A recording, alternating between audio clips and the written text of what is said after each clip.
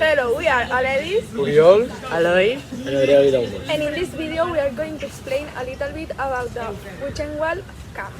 And Stephen Swing. we are students from La Miquela High School.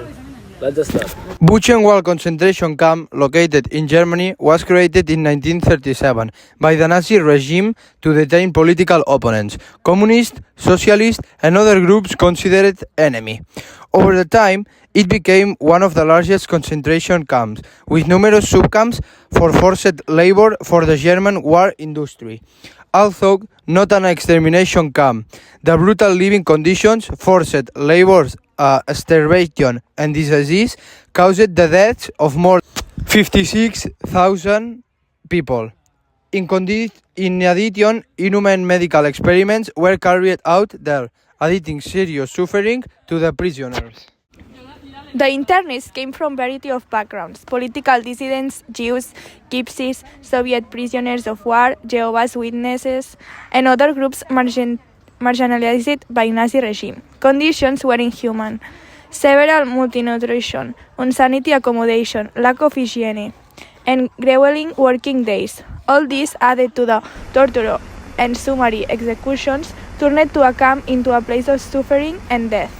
Unlike other camps, Buchenwald did not have gun chambers, but did have crematoria to dispose of the victims' remains.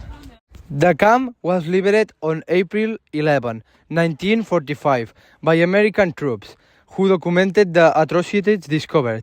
Before the arrival of Allies, the prisoners had organized a resistance to prevent further killing. The historical impact of the Allies was immense, revealing to the world the horrors of the Nazi regime and providing evidence for the Nuremberg trials. Today, Buchenwald is a memorial site dedicated to the victims, recalling the horrors of the Holocaust and warning about the dangers of intolerance and totalitarianism. I am Stefan Zweig, and we are going to present my life.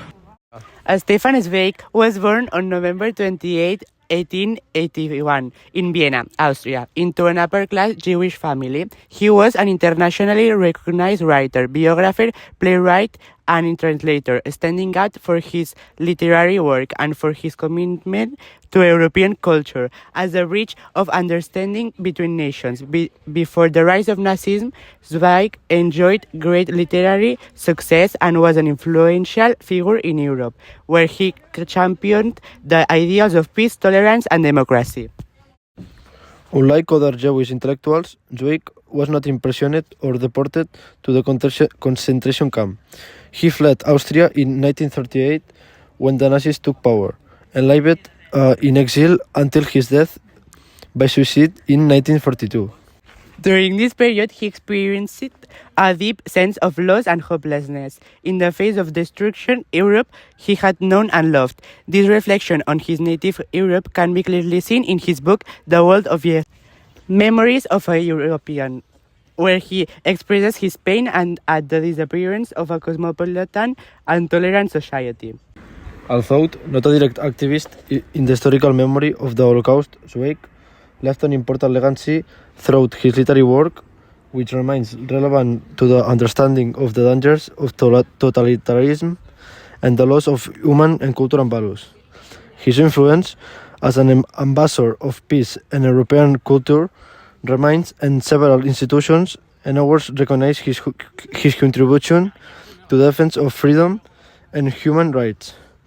The quote, "I belonged to the true homeland that I saw disappear, Europe," sums his sense of ruthlessness and his melancholy view of the destruction of his European homeland.